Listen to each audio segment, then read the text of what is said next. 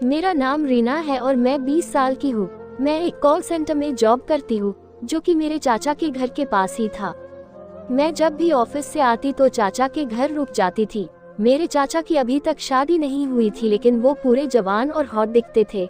वो शादी के लिए राजी नहीं होते थे क्योंकि उनको शादी का सुख पहले ही मिल जाता था। मैं जब भी जाती चाचा के घर तो चाचा मुझे घूर घूर के देखते रहते थे। मुझे तो डर सा लगने लगा कि चाचा की शादी नहीं हुई और चाचा मुझे इस तरह से देख रहे हैं कि मुझे। अब तो मैं जब घर आई तो सोचने लगी कि क्या करूं, फिर भी मैंने किसी को नहीं बताया। फिर जब अगले दिन ऑफिस से चाचा के घर गई तो चाचा दरवाजे पर ही खड़े थे और मैं पीले कलर की शर्ट पहने थी जो कि थोड़ी सी टाइट थी। तो चाचा मुझे गहरी नजरों से निहार रहे थे। फिर मुझसे बोले कि रीना तुम क्या काम करती हो? तो मैं डरते हुए बोली कि चाचा मैं एक कॉल सेंटर में काम करती हूँ। फिर बोले कि ये ड्रेस किसने दी है? तो मैं बोली कि भैया ने दिलवाई है। बहुत अच्छी दिख रही हो, ऐसे ही सटा हुआ ड्रेस पहना करो, अच्छी दिखती हो। फिर मैं बिना कुछ बोले अंदर चली गई। उसके बाद मैं ताई के पास गई तो ताई से मैं बोली कि ताई चाचा की शादी क्यों नहीं करा रही हो? तब तक चाचा आ गए और मैं चुप हो गई।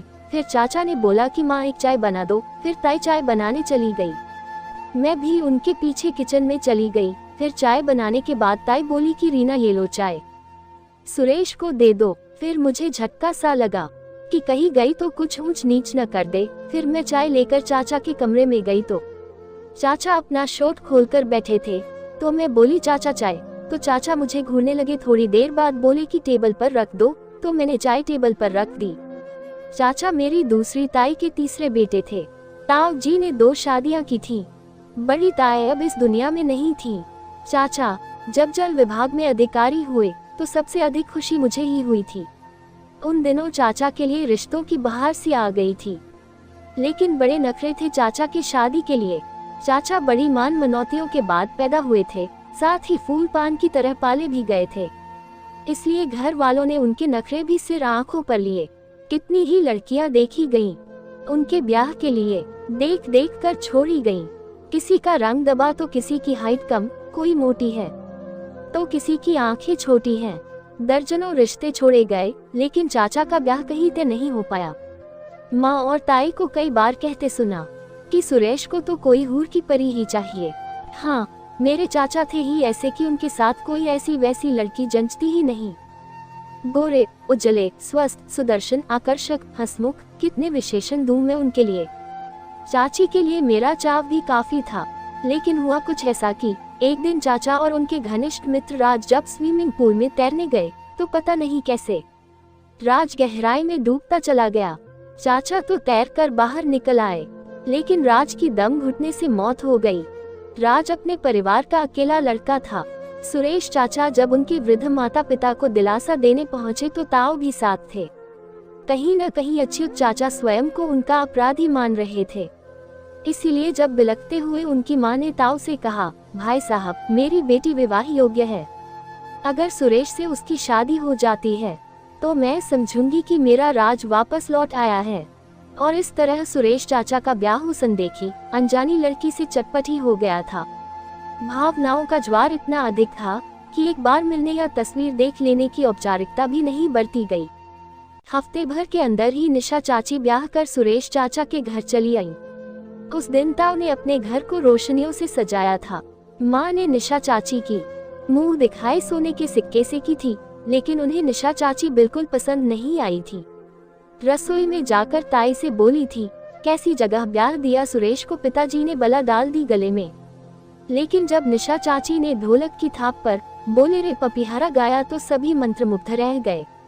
मानना पड़ा कि कोयल काली ही होती है।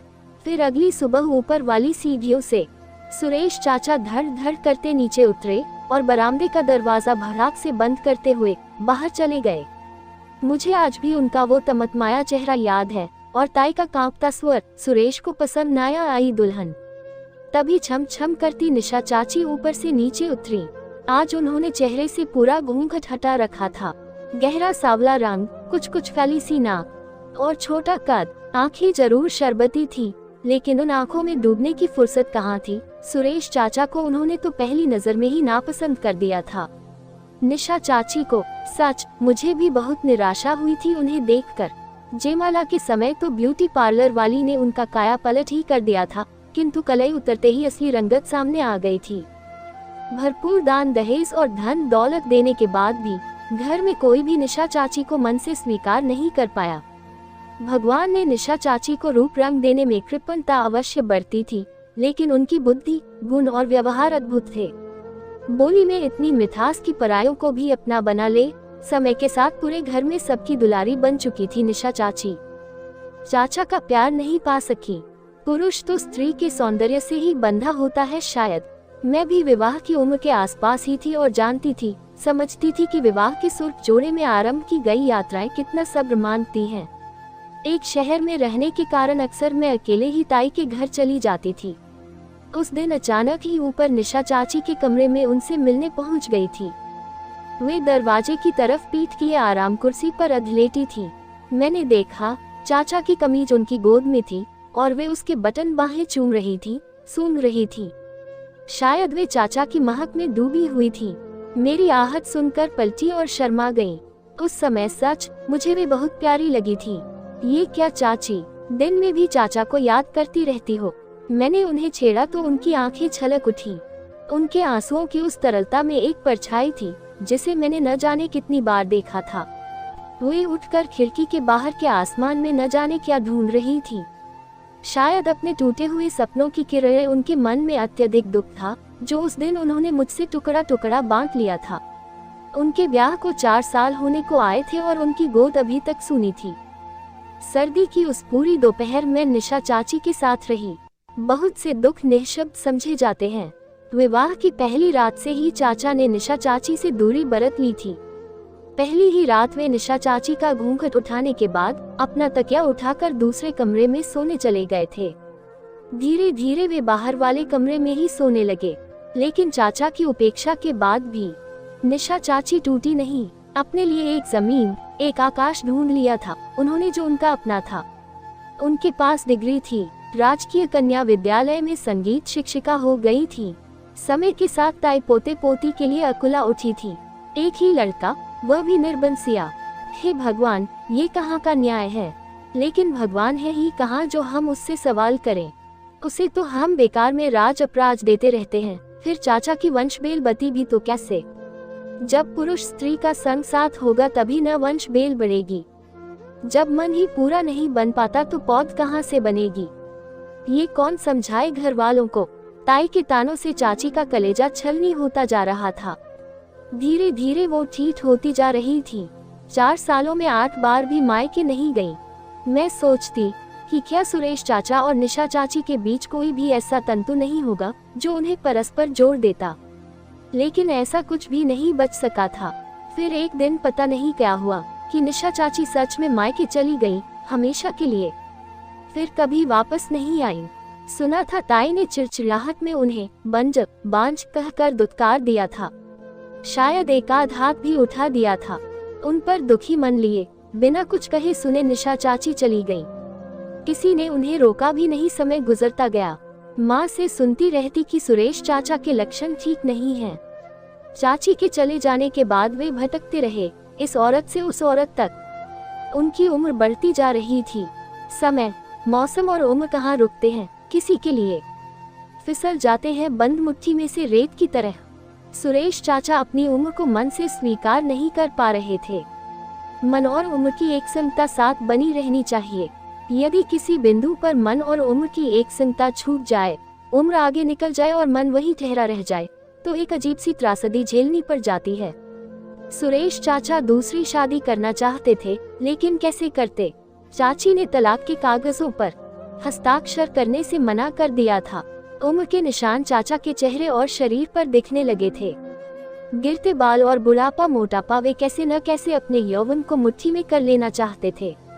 लेकिन वे कोई ख्याति तो थे नहीं कि कोई पुरुष अपना यौवन उनको दान में दे देता। फिर एक दिन सरकारी दौरे से लौटे चाचा अकेले नहीं थे। एक 20-22 साल की कमसिन लड़की उनके साथ थी।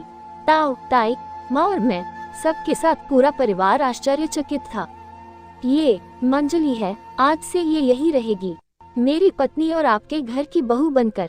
ताई कुछ नहीं बोल पाई थी। धीरे धीरे कुछ दिन बीते।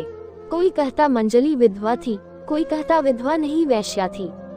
जो भी हो, मंजली बहुत सुंदर थी। वास्तव में सुदूर गांव में गए अपने दौरे में गरीबी से हारे एक परिवार की कन्या मंजली को देखकर चाचा लट्टू हो गए थे और 4000 रुपए में उसे खरीद लाए थे। मंजली के लिए सुख का अर्थ था मन भर खाना और तन भर कपड़ा। फिलहाल मंजली को घर में ऐसे ही नहीं रखा जा सकता था। ताए और चाचा ने मुझ पर जिम्मेदारी सौंपी। बुद्धि इसे कुछ तौर तरीके सिखा। मंजली काफी फूहड़ और मूर्ख थी, लेकिन उसकी व्यवहारिक बुद्धि गजब की थी। 1 महीने में ही उसका काफी कुछ काया पलट कर दिया था। हम लोगों ने इतने दिन ताई ने उसे अपने पास ही रखा। समय की बलिहारी की पता नहीं कैसे निशा चाची ने भी तलाक के कागजों पर दस्तखत करके भिजवा दिए थे। चाचा की शादी का मुहूर्त दोबारा निकला। इस बार सुरेश चाचा का दोबारा शादी का हौसला भी गजब का था। सिर के बचे खुचे बालों को कसकर रंगा था उन्होंने। महंगी शेरवानी, जूतियां, कलगीदार मोर, सब कुछ। मंजली भी हाथों में मेहंदी, पैरों में महावर, भर भर हाथ चूड़ियां और बारीक काम का लहंगा चुनरी पहनकर जब तैयार हुई तो उसके माथे की लाल बिंदिया जैसे लपटे मार रही थी। इस बार शादी में कोई धूमधाम नहीं थी। घर के आंगन में ही फेरे पड़ गए। फेरों के बाद चाचा ने नई चाची के साथ ताऊ ताई के पैर छुए। झुककर जैसे ही उठे, सामने ही बरामदे का बड़ा सा आदमकद आईना खिलखिला उठा। उसमें सुरेश चाचा और मंजली का प्रतिबिंब साफ साफ झलक गया। कच्ची कली सी मंजली जो अपनी पूरी सुंदरता के साथ बेहद मासूम लग रही थी। दूसरी तरफ तेजी से बुलाते सुरेश चाचा जो उम्र में मंजली से लगभग दुगने थे। अनियमित दिनचर्या और ऊटपटांग आदतों के कारण वे मंजली के साथ कितने बेमिल लग रहे थे। अगणित बार फेशियल और हेयर कलरिंग के बाद भी उनके चेहरे की झुर्रियां स्पष्ट झलक रही थी। आंगन में बैठी मैं साफ साफ देख रही थी कि चाचा के चेहरे की रंगत बदलती चली गई। उन्होंने अपनी मुद्रियां भींच ली थीं। उल्टी सी एक नजर सभी पर डाली, एक खाली खाली सी नजर, और हाथ में पकड़ा में नारियल पूरी ताकत के साथ आईने पर दे मारा। तो दोस्तों, आपको ये कहानी कैसी लगी हमें कमेंट बॉक्स में जरूर बताएं। वीडियो को लाइक करें और ज्यादा से ज्यादा शेयर करें। ऐसी ही कहानियों के लिए चैनल को सब्सक्राइब करें ताकि आने वाली वीडियो का नोटिफिकेशन आपको तुरंत मिले। मैं मिलती हूँ आपसे अगली कहानी में। तब तक के लिए धन्यवाद।